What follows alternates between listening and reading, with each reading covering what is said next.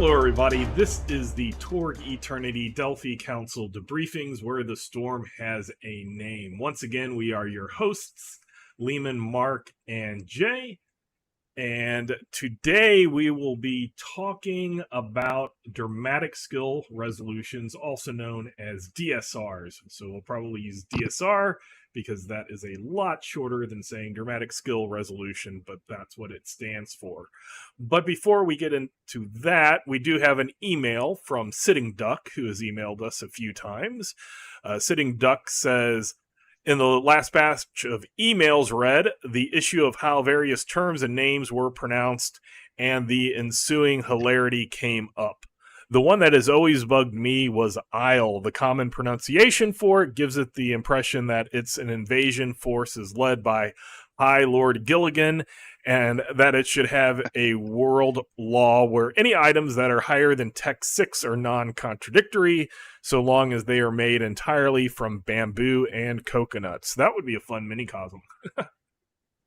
I can see a pocket cosm coming out of that. Yeah, you can't get out. You're stranded. The one I've ended up settling on uses two long vowels, so it rhymes with pays fee. So I guess that would be Aisley, maybe. This is the way that okay. I would struggled think on that. about it. I kind of did half as Isle as the islands, isles. But I also looked at the things that you go down in a grocery store or supermarket, and that's spelled pretty much the same way except for a Y instead of an I. So that's kind of more how I got the pronunciation. But further, now a question. When going over the social perks in the last episode, you both expressed, so since you said both, I assume it's the one that was just Jay and myself, you both expressed reservations over the fan-created perks that relied on a particular approved action showing up for it to activate.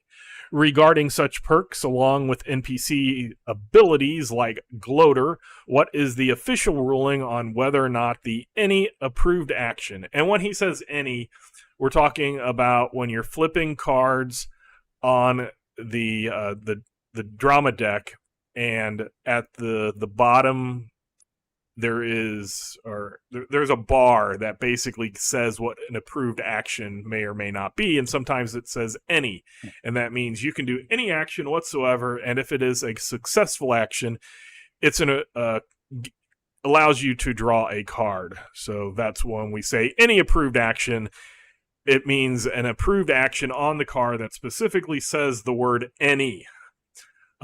Would be cause for activation for these abilities. I personally would allow it, but would be interested in hearing any alternate interpretations.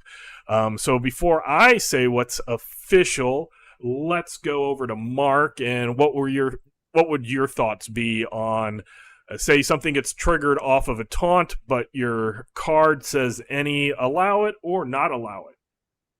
I'd allow it. Any is the approved action. So if the Storm Knight can taunt and get a card as an approved action, I would trigger my NPC's special abilities as well. And I'd let the players do it too. Okay, and Jay. Well, I believe in that episode I said I would allow it. We just weren't sure what the official stance was, if there was an official stance like in the FAQ or something. So both of us, I'm pretty sure, said we would allow it. The issue was what we were saying is that it's not likely to come up a lot of the time. And point of order, it's an edge case. Point of order, it was not about fan created ones, it's about any of them, because some of the bulletsmithing perks in the core book have attack as a prerequisite, and the Monster Hunter in my group complained incessantly about how that limited him in comparison to people taking a perk that gave them 3 spells.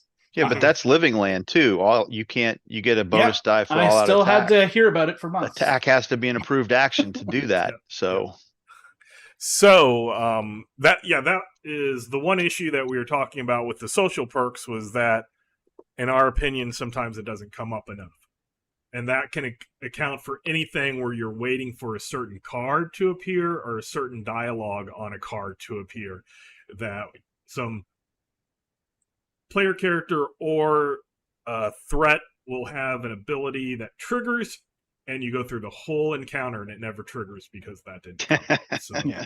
that's one of those things. But let's go. Half of that question is actually answered on the FAQ as in relation to special abilities. So on the FAQ, there is a section called threat questions, and there's only 3 questions, but question specifically is, if a special ability has a specific approved action as a trigger, can that ability be used when the approved action is any? Answer, yes. So officially yes, and with that, I would say what's good for the goose is good for the gander. So let's it would work for perks too, because special abilities are kind of like perks for threats that only player characters, or that only threats can get, not necessarily player characters getting perks. And Mark had an addition when we were discussing this previously on his thoughts of special abilities as well. Oh, you mean like that? Give the whatever you need to give your threat, you can give it to them. They don't need to qualify for it like a Right. character would, because so Torg Eternity tends to be a little more story driven than other role playing games. And personally, I would say you do this in any other game too. But your table's got to trust you as a GM in that you're gonna write or create these threats to be challenging for your players, and so you give them the theme behind this threat or whatever it is. He has to be able to do, or she has to be able to do this thing. Okay, give them a special ability. They don't have to be, I don't have to give them this perk tree to get to this thing, because your threat needs to do that. It can do that. At least in my opinion, that's how does it do that? Well, that's the nature of that threat. It's evolved to be able to do that thing. Jay, any thoughts on that? Yeah, I mean, basically threats are just an assortment of difficulty numbers, really. They're not made in the same way as a PC. Like, can you imagine having to go through and spend a certain amount of points for the attributes and skills for each threat? It would be so monotonous. You just want to be able to eyeball it. And a lot of other games even have, for like the more like low end threats, they don't even have full stats. Like some games will just list like, okay, they have 10s to roll in whatever their primary thing is. So same thing with special abilities. If you could think of a cool ability, you can give it to them. Just don't go crazy with it, or it turns into 4th edition D&D where every creature had like a huge amount of things, and you're rolling dice to see what happened each turn. See, the Right. disadvantage though with 3.0, world's popular fantasy role playing game, and beyond, they introduced CR, and having created some monsters for publication in that format, there's a formula when you start doing this stuff, and it's not as loose as you would think, but it comes out, it was pretty solid in that if you made changes here, it changed the CR this way or this way based on what you did to it, and you could go through it and set the monster up in a certain way and say, well, that's the CR that this guy, and they would assign them and say, we need CR3 threats. And so you would formulate whatever to that level and then turn them in. Torg Eternity doesn't, like to Jay's point, you need a strength of 12. Okay, give it a strength of 12. You need a spirit of 10, give it a spirit of 10. It has 60 points in attributes. Okay, well, that's a really strong threat, but give it to them. But there's no formula that says that this is a threat for this or that at that point. You're just going to have to figure it out. And that's part of the art form of GMing in Torg Eternity. Yes, I'll state there's kind of 2 philosophies in game design and development: the symmetrical threats in PCs, which the threats are built exactly like the PC, and then others that are asymmetrical. And that's how Torg kind of leans, because a player character is something that hopefully has a lifespan that's long. and the threat NPC has a lifespan of just as long as needed, which could be an encounter or two, so that's why we do it differently. We have a lot looser categories of alpha tier threats and beta tier and gamma tier, but sometimes that can get out of whack depending on what you're going against. As we've all talked about previously, that either with exploding dice, things can go wonky one way or the other, for or against one side, the Storm Knights or the threats, as well as depending on your group's makeup and their Storm Knights in it. Some certain times things will be easy for one group and difficult for another group. So yeah, that's basically the hopefully a good answer. That yes, officially, any will be able to trigger perks and abilities that are otherwise specific. So let's move on to dramatic skill resolutions. We'll talk about mechanics, philosophy, tips to use, and go through some of the things that people sometimes either forget, don't know, read incorrectly, which can happen to me even. So a dramatic skill resolution, what is it? It's basically when you have a task that you want as a game master to be more complex or a length of time that is greater than just rolling once and having one roll determine success or failure.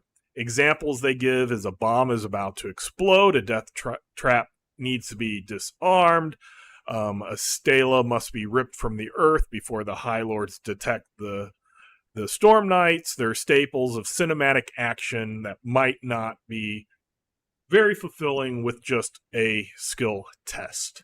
So in this, what happens is when you're flipping the drama deck, there's a little section that probably at some point will get a name because it can be used as Torg Eternity went on. Those usually letters, but sometimes there are words in a little area. Make sure they have a name.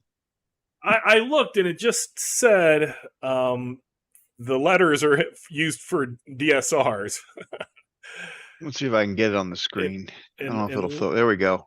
Right. So it went away. So basically, right there is a there little are box. Letters. Right there. It has letters, but sometimes there's words. But it is normally for dramatic skill resolutions. There are instances where I believe Cosm cards can trigger off of it, or other things could trigger off of them. It doesn't mean that you need to be in a DSR for them to trigger. That was a question that came up. So just to nullify any questions on that, those can be used by you, the game master, or in published materials at any time, not just for DSRs, but they are used in DSRs. So there's steps A through D, A, B, C, D. You need to accomplish them in order. They can be the same or different skill tests, and each one can have various ways of overcoming it, depending on what your dramatic skill resolution entails. So if we go through just the steps, you flip a card. If a step A appears, that means you can do step A. If a step A and B appears, that means one person can do a step at a time unless there's some special cards or powers in play.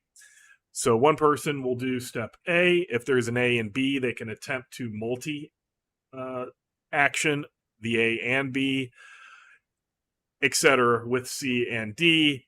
Normally, a standard dramatic resolution is 5 rounds. So if something doesn't specify otherwise, it's 5 rounds. And if you don't finish the DSR in time, something bad happens or negative occurs, whether that's obvious, the bomb blowing up, or something later. You didn't do these things in enough time, so these hostages, something bad happened to them, can happen. But there are things like that go on. So before we get into the specifics of what all those other little words that might be there, Jay, let's hear some of your thoughts on DSRs, how you've used them. What are DSRs that you think are good? What are DSRs that you think kind of fall flat? They can be things that you made, that you've played in, that you've thought about, or even in published materials if you want to go that way. Well, I found it. It's the dramatic steps line. Okay, That's what it's called. What book or page is that? Because I need to. It's right under dilemmas in the core book. Okay, I remembered it. Yep. I remembered it because I remember looking for what that was called when I was writing Caldera for the, for the Infinity Exchange. So I was like, I knew it was there somewhere. But I personally, I really like dramatic skill resolutions. I think it's one of the more unique parts of Torg Eternity and classic Torg. Sure, like D&D has had skill challenges and other games have had extended rules or investigation systems or something, but I think the Torg one is unique in that the complication the cards add. Some might claim it just makes it more random, but I think with all the options available to players in this game, even if you get totally hammered by the cards, it's still usually doable. So really, it's just about the story of how it happened. Mm-hmm. So things about dramatic, I personally don't think every adventure needs a dramatic skill resolution, or at least not every act of an adventure. I think that just sometimes in some of the adventures, they can get plugged in there for no real reason. And it just seems like it's just there for the sake of having a dramatic skill resolution. To me, a dramatic skill resolution needs two things. It needs a finite amount of time. So I've seen some which are sort of like, oh, you can go look for this thing. But if you have as much time in the world, then you don't really have that pressure of like having a time limit. And then the other thing is there needs to be some kind of pressure on the entire group at the whole time. I've also seen some DSRs where there's just one person basically doing it and everyone else is kind of standing around. And in that case, either those people can all use combined actions to just super pump the person who's making the roll and the DSR becomes kind of trivial, or those players are just sitting around doing nothing while the one character with the skill is kind of doing everything, especially if it's a DSR that doesn't change skills. That's why I believe in classic Torg, grid running for Tharkold was always done as a DSR. Right. And I think that would just got old if you're not the grid runner, right? It's like, okay, let's wait for him to do this. He's probably going to succeed, but we still have to take 5 minutes to do it. So in my opinion, a DSR needs to involve everybody, have pressure on them, whether it's from like being attacked or possibly drowning, like the people who aren't actively progressing the DSR should still be doing something.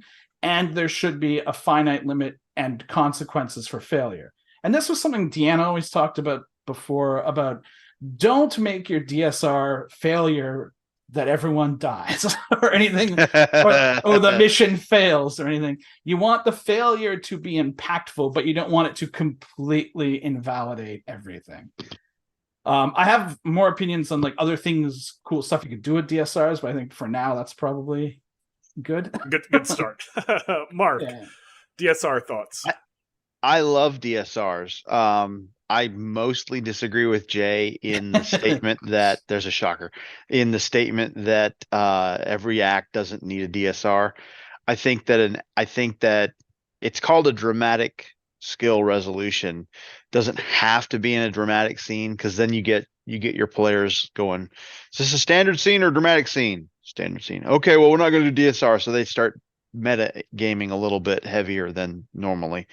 So mix it up. That doesn't have to be in the dramatic scene. But I like having, a chase, which is another form of a DSR. I like having a DSR, traditional ABCD steps to accomplish a goal, or something like that in an act, because it becomes that's the high point of the act, is where is that? Doesn't have to be a DSR, doesn't have to be a chase. It can be, a role, an RP thing or whatever. But I like having them in there just because I like them a lot, and I'll save some of my other stuff for as we get deeper into it, because I like doing stuff with DSRs and I like getting creative with them. Okay. And to Jay's point, I hate, and I don't think I'll ever write one, because we did it last night on the stream. I don't like DSRs on a single skill, because just as Jay said, my character was the only one with the decent heavy weapons, and the DSR was 4 heavy weapons rolls in order to place the charges, and there was nothing else. Everybody was sitting around going, okay, well, let's just roll these 4 and let's get it over with. Okay, whatever. That's uninteresting to me. I enjoyed rolling dice because it's my character and I got to do it. But if I had been one of the other 5 guys sitting around, they're like, okay, well, can we get this going so we can do something now? So Yeah, I completely agree with that statement that other interesting things should be happening during the DSR, whether that is, you know, the corporate security beating down the door, or this DSR is going on and somebody else is having to like take care of something else. There should be multiple things going on, because yeah, like Mark said, that part of the adventure, which was a published adventure, so it's not like we're perfect as authors, but the rest of us just kind of sat around twiddling our thumbs, and it didn't seem that dramatic. I mean, we weren't under pressure, which was the other thing, make mm-mm. sure that this gets done. It was just kind of like it did have the 5 rounds, but it wasn't like things were super bad, happening, and we were biting our teeth waiting for it. I like having different skill choices sprinkled in the DSR instead of the exact same skill. That allows different people in the group. I mean, sometimes it's like these 3 skills for the DSR and I'm the best, or so and so is the best at all of them. But other times you get a wider variety of people participating in different steps of the DSR. If we get along to chases, I'll just say I do not like chases. I love DSRs. I see a point of chases, but I just dislike. I guess I dislike a lot of how chases start. It's funny actually, because I always find when a DSR starts, everyone's really into it, but then for some reason when a chase starts, everyone just gets kind of taken out of the game almost. It's even though mechanically it's so similar, for some reason it seems so much more meta. So we might get into to our thoughts on that later, but on yeah, chases. so on chases, that could be a whole episode. yeah. Like I said, if we have the time, but it sounds like we at least agree on sprinkle out skills, make it dramatic, make it meaningful. Don't have it just lackadaisical, because then you might as well just roll your skill once to see what's going. And in adventures like the mega adventures, and when you make a narrative story adventure, failing forward is important and not just the complete boom. Now, if you want your game to be an open sandbox where you're not coming up with anything until the players give you directions on where they're going, maybe you will. Maybe it's the campaign is the setting, and the possibility war is going, and your characters are just some characters in there. If those character dies, you get new characters. That's not quite how officially Torg Eternity works, but just to not say don't ever do it, it can work in certain cases. In the majority of Torg Eternity adventures, that's not good. If a bomb blows up, maybe it sets you back somehow. Maybe it knocks you out and you get to the next place at a later time or something like that. Not just a, hey, TPK, yay, you for Fail rolling forward that. with consequences. Right. And not just a, because as I remember the one, and as Jay said, a lot of times these, you don't fail. The Storm Knights will get their cards, they'll use their possibilities, they will succeed. But there was an adventure I remember we were going on that 2 DSRs were happening at the same time, which was also a way to break up and make sure multiple people had things happening because they were kind of in different places. And we got to round 5, we had step D, and a 1 was rolled, and there was no second chance. So a 1's an automatic failure. Jim did that. Yeah, I think Jim did that. That was just like, wow, a DSR actually failed. But otherwise, it's really rare. But I don't. It's been a while, and I don't remember the exact consequences. But there were some pretty hefty consequences in it, and that's how I see the best or a good observation on how to use DSRs to make them have meaning. To fail isn't just a total party kill, but it has some big meaning for failure. So, as well as the steps. So you do step A, you do step B, you do step C, you do step D. If they're all there, one person can do them, but you can't have one person do step A, another person do step D, or B, C, D, unless you have certain Destiny cards in the booster decks that pop up, and some of those allow a second character to reattempt or to continue with the step if the step's not on the card. But it's one of those specific beats general. But the general rule is normally or flurry, and you can do one round of action doing step A, and then the second round of action doing step B. But other than the actual steps, there are also some fun little possible problems that can come up. The first one is a possible setback. So if you see possible setback, it says something happens that might make the hero back up a step. If you fail this test, you lose a step. So if you were attempting step C, if you fail whatever the roll needed for step C is, you have to go all the way back to have completing step A, but needing to do step B again. Then, but if you're only on step A, no biggie. Yeah, these are dilemmas. Now you're yes, talking these about are called dilemmas. Yes, and when a dilemma comes up, whatever step you need, because you're not going to see A, B, C, D over there, you're going to see the word for the dilemma.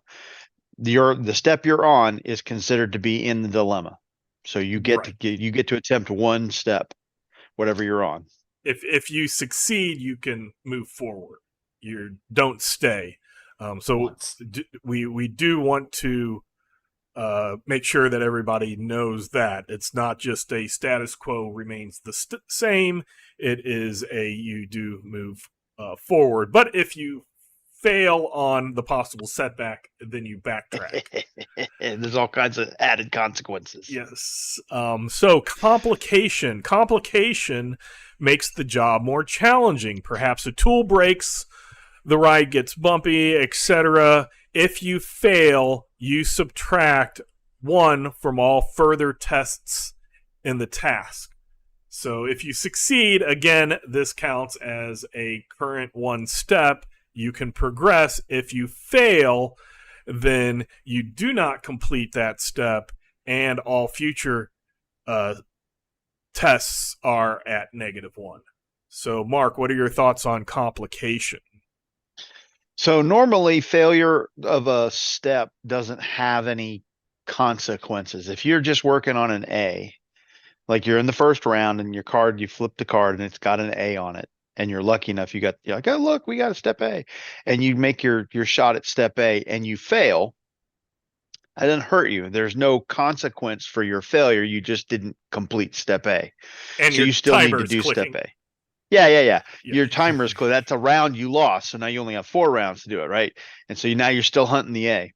Well, with the consequences, they're fantastic from the standpoint of there's added pressure on that step now because you don't have a choice. If you don't do anything, whatever the dilemma is happens. So somebody's got to take a stab at whatever step you're on. If you're on step A, then you got to try step A. If you're on step B, you got to try step B, whatever. You don't get to do multiple steps. A complicated or a dilemma doesn't count as having all the steps. It only has the one you need. So that whatever the skill DN is, that's what you got to take a stab at. I haven't seen those, like, except for the one that you mentioned. I haven't seen those consequences. Most people, when those come up, they're like, oh yay, we can try our step now. Yeah. And they're happy to see it because it's kind of like a wild card that way. But if you roll a 1, you got a problem. Jay, thoughts on complication?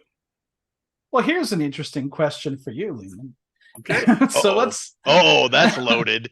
So let's say we're on step C and we come up with a dilemma of some kind. So normally I can only try step C. But what if someone plays the step D card, which says that you can try step D as well as what you could normally do? Can you try both now? If you do the step C, you could do the step D afterwards. So not as one roll? It's not a complicated. Or you can't multi. I don't think you can multi-action them.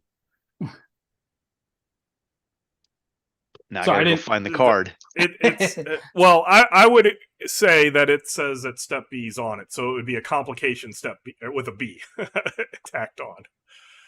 So yeah, it could be a multi-action. Oh, I said D. So so the way it's worded, Mark, is the character who plays this may attempt step D of a dramatic skill resolution or chase, even if it isn't present on the drama card. If it is present, you could attempt it if someone else is. So that's the corollary to this question for Liam, then, because if you're on step C and you play it, because there's a step A, step B, step C, and step D. You've already done those. Yeah, but my point is there's a card for all of them. Yeah. So this applies to all of them. If you're on a complication or if you're on an A or a B or whatever, and you want to play that card, it's only valid for the person, for the Storm Knight who plays the card. Right. So it has to be the same Storm Knight who wanted to do B and C or C and D or whatever. So how does that? Okay, so let's do this with a possible setback. Okay, we are already solved A, B, and C, and we get this possible setback, and you have step D. The step D adds it to the card. It doesn't take away the possible setback. Right. Correct. So if you're the one that's just trying for the possible setback and you fail, then it goes back to having succeeded step B and needing step C, and that person, even if you can't do step D because you need to complete step C. Well, but if you let's say you need step C, you need step C. Yeah, that's what I was right? saying. That you that's Jay's. That's what I meant to say. You finish step B, you're about to do step C, and you get a complicated possible dilemma setback. Up. Yeah, right. Dilemma comes up. So what I would say, I play a step D. Can I do both and finish? So it you off, could do both. I don't roll a 1. Yes, if you can attempt and succeed in doing the C, which is standard from the possible setback, and or the complication, you can wrap the D up with that and succeed. But if you fail, you still go back to whatever that was. But you can do them but you could do them together. Basically, you can do them as a combined action. It's adding the D to the card, not taking away anything. Exactly. So now it says possible setback D. Right. On it, essentially. And then if it's one that, say it was C and somebody else had the D, or say it was possible setback and somebody else had the D, you could do the possible setback, succeed, get it to D, to needing to do D, and then that person play it and complete the DSR. So yes, that's how I would rule for those steps. It allows you to do those steps, but it doesn't take away the need to complete other things. And as Mark I tried to get him confused, guys. I do want to go ahead. I was going to say how you kind of brought up to clarify, these are ones you do want to attempt because you don't want to go back and you don't want to have future rolls at A1. There can be times, especially at the beginning, when you don't have cards and say something crazy like confused pops up, or I don't know, like the one that happened to my group is everybody got disconnected because of an obstacle in the Nile Empire. You can't use possibilities. You might just say, or you can't get to the place, and you're just like, okay, this round nobody's going to attempt a step. And I've seen that a couple of times. Normally not, but sometimes you just, hey, it'd be better if we attempt step A later. On these dilemmas, you want to succeed because it just, unless it's the possible step back on step A, it's going to hurt you. Make your life harder. Then we have the last one, critical problem, which this dilemma signals real trouble.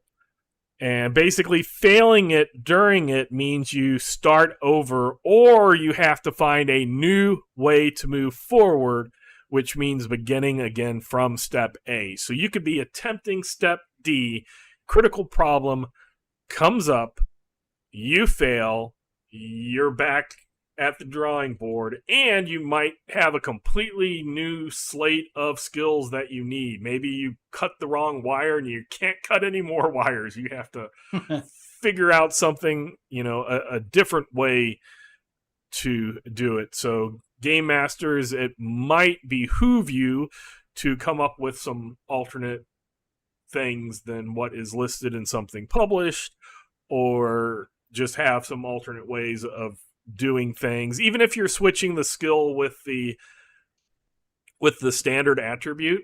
Hey, this thing is science with my dex because I'm cutting wires, or heavy weapons with normal dex because I'm disarming a bomb. Oops, I cut the wrong thing. I got to do all this now. I got to figure it out. So it's heavy weapons strength plus mind, science, or strength when you're just ripping out the right part. Come and up the with timer didn't ways. reset. You still on Right. if you're on third round, you still only have 2 rounds left to do all these 4 new steps again. So when we say reset, we mean you reset your step, not the beginning of the not the round count, the time limit. So critical problems, thoughts, Mark, and maybe what you're saying before. Just to be clear, in a DSR, not a chase, mm-hmm. in a dramatic skill resolution, each round only one Storm Knight may attempt the step or steps, unless you have a card that Correct. says otherwise. Right. So if you had like, you get the golden ticket, and you turn up that card that's got A, B, C, and D on it. You cannot have 4 Storm Knights make on their everybody gets an action, but only one Storm Knight may attempt a step on a card each round, unless you hit flurry and then you can do another one, or you got card play lets you do something else, because that we've been talking about resets and all this other stuff, and people do this and people do that, whatever. But to be clear, one round, one step, though one attempt. Other characters can aid that. Yes, they can aid, but you can't. You can only have one Storm Knight attempt the one step. player making a roll. Yes. Right. Well, the other ones might make the roll for extra effort, but otherwise, yes, that's that check. The DSR test would be one character, unless one character, a specific thing pops up. So dilemmas, I like dilemmas. I don't see them. I would absolutely, if you're going to design some of this stuff, you might want to figure out what the dilemmas are that come in, that what would the setback, or what would the critical problem, what would the complication be? I don't tend to write those ahead of time for the stuff that I do, because for me, it's just, that's kind of fun for thinking on the fly as a GM, but it's definitely, if you want to put, Rod likes to do stacks, he does stacks for cards, and he does some of those things, it's a helpful thing to have too. If you don't want to, if you got an idea, just write it up, put it in, off you go. So then we'll talk about the last ditch effort. So you have this DSR that you're attempting, and whether it is bad card flips, failure at completing steps, hitting that critical problem that knocks you all the way back to A, you don't have either the time or the steps to complete the DSR. Normally, there is the last ditch effort, which this says its time's about to run out. Desperate adventurer can declare a last ditch effort. It's truly risky, and we'll get through to that risky part of it. All the remaining actions must be completed in one round, even if they don't appear on the card. So if you need B, C, and D, and the card you're looking at says A, and you're in the last round, you're going to want to do a last-ditch effort. And what you do here is you treat those as multi-actions, which is what you normally would do for each additional step. If it says A, B, and you're going for A, B, that's normally a -2 because it's a multi-action or multi-target, whichever way you want to call it. But on this one, it's specific with the last-ditch effort because you're just trying to get the thing done and need to get the thing done. You treat all of those as multi-actions with an additional -2 penalty to each to account for having to rush. So an example that Mark gave at the beginning before we started recording is what happens when you've only completed step A, you're on step B, and you need to do this last-ditch effort. So normally, if say on the card a B, C, D came up, your B is your normal action, C is an extra action, so that's -2, D would be a -2, so that's -4, but with this additional -2 penalty to each of the steps, that's 3 steps you're doing, so that's an additional -6, so you have a total of a -10 to your action total. The action total is the name of that. So that's where the heavy risk involves, because if you fail, it's done. Boom. It's a make or break moment. It's not a critical problem. We can go back and try again. It's a last ditch effort. That pretty much states I thought it actually said it is a critical problem if you fail. You treat it as one. Oh, you treat it as failing. one.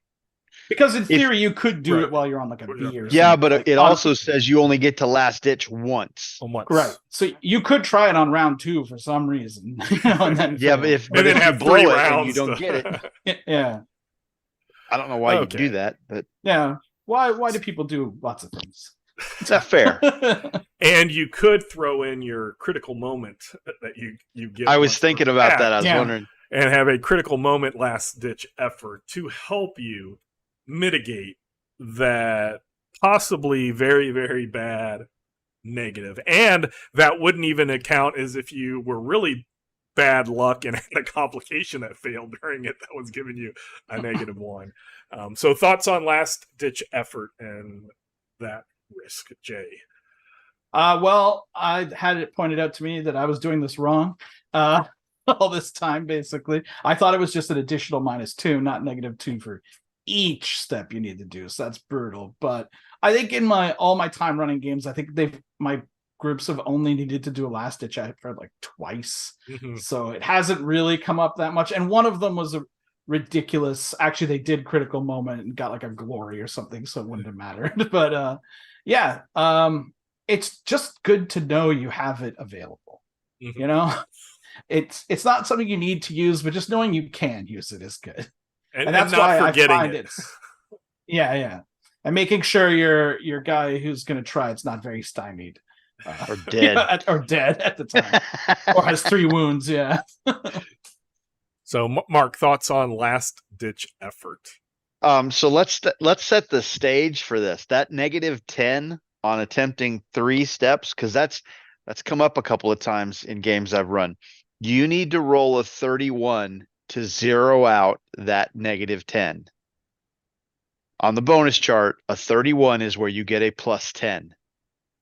Okay, so if your difficulty number is a 12 and the skill that you're going to use is a 10, you have to pull off a 41 or better. That's a lot. If you're not rocking a drama and a hero, that's a lot. I mean, even if you got a drama and a hero, you're still burning a possibility. And you could just roll that's 30 right there. Just roll lots of 10s and 20s. That's all. Yeah. Hey, that's we were saying that all night Wednesday, and we couldn't get into double digits. It was a pain. Oh my gosh, it was bad. But yeah, critical, the dilemmas in the critical moment and all of that, the last ditch effort, you could get into some serious trouble in a hurry. And it's one of those things that'll sneak up on you in Torg Eternity. Like all of a sudden you're up to your eyeballs in alligators, and you're like, how did we get here? And these can prove you can have an entire scene kind of be a dramatic skill resolution and have it really fun. One of the ones that's kind of like my default that I like adding to adventures is having a plane engine blow. So, you have an engine on both wings and one of them goes, and maybe it's going to take some dexterity or something to get out on the wing, and then you'll need to do some mechanical type stuff to fix, or you'll need to remove the plate, and then some mechanical, science or something to figure out what's wrong, and then some mechanics to fix it. And when I used that with my home group, that scene, it was quite amusing because the people that were good at the physical stuff were not the people good at the fixing stuff at all. And so what happened is they made a little backpack strappy thing and put the professor and tied him to the backpack while the barbarian, climbed out onto the plane, ripped the cover off, and then turned around and was like, okay, it's your turn. You can have some completely fun, crazy stuff when the players are trying to figure out how they're going to get this multi-step with different skills done with a group that needs different people to do it. But to get to that, last step, you have to get through the other steps, and how are you going to do that? So, there was some negatives for carrying the person, and they succeeded. Another one time that I used it, they actually failed. And as a fail forward, it wasn't like the plane completely crashed and burned and everybody died, because that would have sucked at the beginning of an adventure. But they were in the Nile Empire, and they just basically landed on a big dune, sand dune, and had to walk and got to the place later. And planes only crash to start adventures in the living land. Yes. It's everywhere. Plane, if you're getting on a plane at your mission brief, there's a better than 50-50 chance that sucker's crashing before you get out of scene 1, okay? Yeah. But those are two of the the same scenario, two different groups that I had, that I used it. It was fun. It kept things dramatic. People still talk about them to this day on how fun that is. And that's one of the things that I think is important, is not just throwing these in to say, oh, the act needs a dramatic skill resolution, but hey, how can I set up this really cool encounter that I don't necessarily want to be mainly fight? You can have fights going on. I could have had that in the middle of a dog fight, and that would have added to it. But we're going to talk about that in a minute. Other things, can happen. So, Jay, thoughts on any of this dramatic skill resolution? Cool ones you've had, ones that have fallen flat. Mark talked about the falling flat one about the same skill with only one person and everybody else wasn't Yeah. under pressure. I find computers tends to be the skill that's responsible for that most of the time. So trying to find something, and it's sort of an axiom issue too. Like once you get into high tech, it's kind of like, well, what are all of us, tech 18 What's the Adinos gonna do? Yeah, what are we doing? But then it's kind of the same thing in Isle when it's like all kinds of magic-y stuff. Like, again, what's the Adinos gonna do, right? But the thing I like about the DSR system and the dramatic steps line is that it can be modified for a lot of different things, and I've used it in adventures for a lot of stuff. And this kind of ties back to the email about if you tie like threats abilities to attack or the approved actions. Sometimes they don't come up unless it's got an option for all of them. So I found the letters are a little bit more like, since there's often like even like 3 of them on one card, Right. if you can give an enemy abilities that proc off of letters coming up instead, that can maybe be it actually happen. Otherwise, if it's off of one specific approved action, you've got maybe like a 1 in 5 chance that it comes up. So like in theory, most combats, they should get 1 maybe. But then if the players are mucking with the deck, you never know what's going to happen. So I did that in one of my Infiniverse adventures. The sort of end boss was more like the end boss was doing his own DSR while the players were trying to stop him. So when the letters would come up, it would also sort of trigger a special ability. Like if it was an A, he would fireball someone. If it was a B, he would lava burst someone. If it was a C, it would summon an elemental, things like that. So that kind of just changed it up a bit, gave him sort of different abilities. Another one, I haven't actually released it yet, but it's like a zombie, one of those things where you're holding out against the zombie invasion and you barricaded the house and everything. So each turn, like the A, B, C, and D would represent different entrances to the house. Cool. Yeah. And that's where the infected would be arriving at, and you would have to like barricade the doors, and they would keep doing damage. It's kind of based off of the system, if everyone ever played Dead of Winter. Board game. I love Dead of Winter. That's a fantastic So if game. there's like more infected at the entrance, then there are defenders that automatically destroys like the barricades, things like that. So the players had to run around and barricade things and get supplies from the storeroom to fix them. And eventually I think they just went out one of the doors and blew everything up, but that's what players do. And then I got some other ones, but I think I can't really talk about them yet, but there's some weird stuff coming. Oh yeah. And Mark, thoughts, good, bad, about different DSRs you've experienced? I love getting creative with DSRs because for GMs, anytime when to use a DSR, if you start doing something where you're like, well, let's do a skill here, and then that leads to this skill here, and then that leads to this skill here, and you're writing up a bunch of skills in a row, consider condensing that into a DSR and making that, whatever those things are, a single DSR. But I love doing stuff that's a little different because people get tired of doing the same thing. Okay, it's another DSR, step A, step B, step C, step D. Okay, we're done. Jay hinted at one that's a lot of fun to do.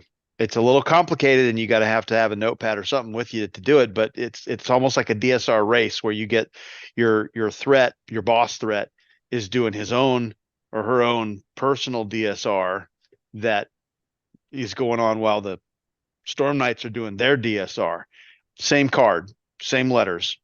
Boss makes different choices of what to do based on whether or not a step that the boss needs it comes up or not.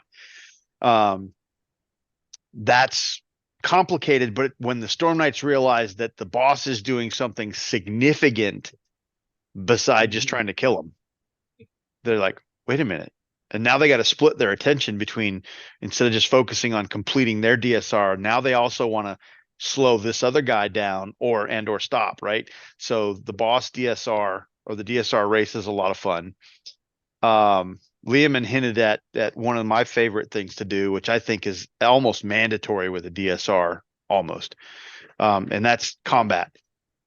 There's nothing Nothing splits up pressure more on your Storm Knights than, and I don't mean, don't throw, world-ending mobs at them, but put them under fire while they got to do a DSR, because now and everybody's not just, okay, how can I can't help this. I don't have locksmith or lockpicking, so I can't assist with lockpicking. Oh, like I can shoot some mooks over here.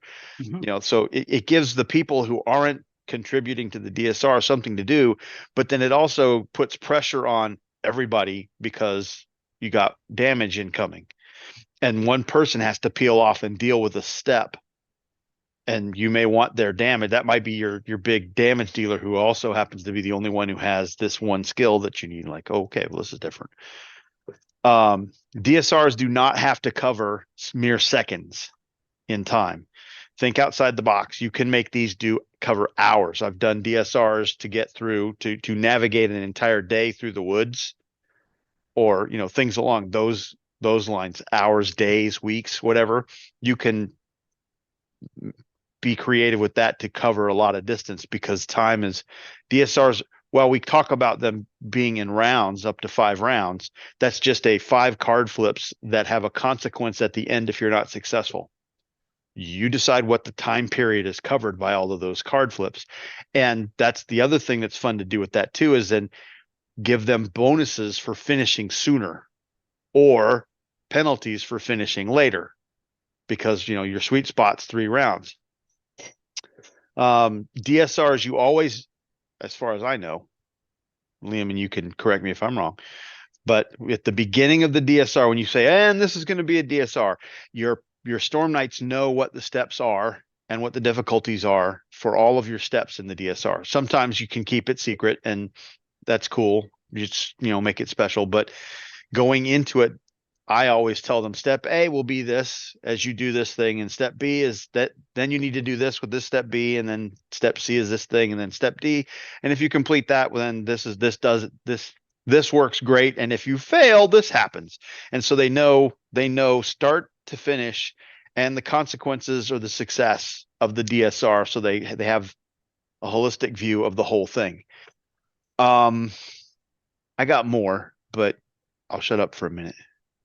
I wanted to add about the classic Torg, as Jay pointed out, the grid runs were based on DSR, or even when you get the net runner problem, the Nodder for Torg Eternity problem, is have that extra stuff happen.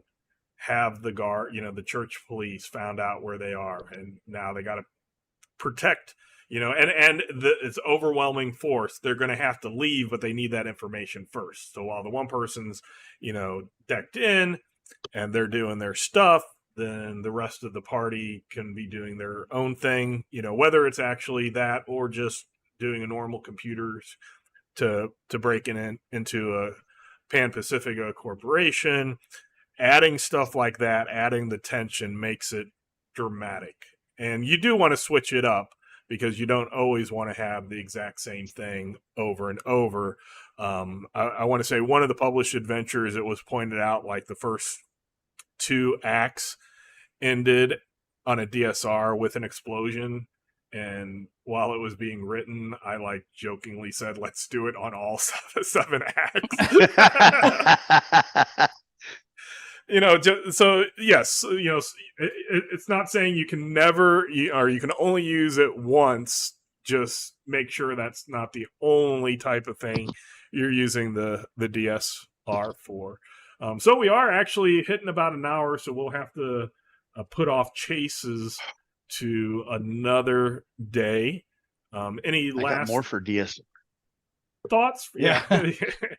And Mark was the one going, are we really going to be able to do an hour DSR? Oh yeah, we'll do an hour. We haven't even touched operations. Yeah, operations is a type in that. Here we go. So any last thoughts, Jay, for DSR before we wrap up? I think I about covered it. Yeah, that's about it. I was just double checking, talk about the hacking and everything. That was specifically why I wanted the Pan Pacifica hacking rules to not be a DSR. Right? So it would just be like, it might take time, but it's just one roll. And, Mhm. you know. And Mark. Let me run through these really quick because I got so I like doing levels of success on DSR steps that have consequences that pay off later. Hmm. So I do that frequently. I like running 2 DSRs at the same time for the Storm, like Boss DSR player, Storm Knight DSR. Run 2 of them for the Storm Knights, but start one on the first card flip, start another one on the second card flip. That way, they're looking for an A on the second card, just like they were on the first card of this other one. When I write steps, I typically like to write 2 skills for each step. Like if you don't have this, especially if you're going to use medicine or locksmith, that's a trained only, and nobody's got it, what do? Well, okay, they just failed the DSR. No, give them something else. But I like to do, if you're going to go default to the stat behind the skill, like locksmithing is I keep calling lock picking is dexterity. Okay, well, make the DN 2 higher because you're not trained in it. So okay. Let's see. I love a thing called I write player's call as a skill every now and then for stuff. Like, okay, what's a player's call? Well, that's a tell me what you think makes sense here. The player's going to default to the thing they're good at, but it gives them an opportunity to role play what their character's good at, and so that players like that, that's a lot of fun. But you set your DNs a little higher because they're going to try and figure out how to Yeah. shoehorn the thing that they're best at into that skill. So set your DSR DNs a little higher there. And you don't. One of the Rod got me started on this one, and this is fabulous. That sounds like a DSR. Okay, how do you do it? What's your step A? And then you hand it to the players, to your Storm Knights, and say, tell me what your step A, B, C, and D is. And they write your DSR for you, and you just take notes, and then you set the DNs and give it back to them. And that's what they got to do when you start flipping cards. Players love that. I want to say we did that on the stream one time, and we came up with like what, and it was in a Rorsch, and we came up with Oh an yeah, occult ceremony that was way worse than anything that Yeah. a single game master could come up as it Storm was brutal Knights. and it was a lot of fun. Oh yeah. So yeah, that's Um, actually a really good tip. Is bring out that creativity of your players. and that leads into GMs. You don't have to have all the answers to this. Sometimes let your players propose the way out, because you set it up and say, well, okay, I don't know how they're going to get out of this, but you put them in the situation. Players are creative. They'll come up with a way. And finally, you're going to have to know if you set a DSR up, you have to know what the consequences are. If they fail, you have to understand the consequences of the mission as a whole. What does this do to your mission? And as Liam and Sud starting out, it's TPK. That's not a really good outcome for a DSR. But fail forward with consequences. You lost your toolkit, or you've got you're injured, and now doing these things is a -2 for the rest of the act, or something. You've got consequences. Takes longer. Whatever. Okay, so I think we had a good DSR episode. So I do want to thank everybody for watching and or listening. Please email us at torgdcd@gmail.com. And like at the beginning, we will read your email. If you have any questions, we'll try to answer those. We'll throw in opinions, etc. Other than that, thank you very much, and we hope you have fun in your own Cosmverse. Bye, everybody.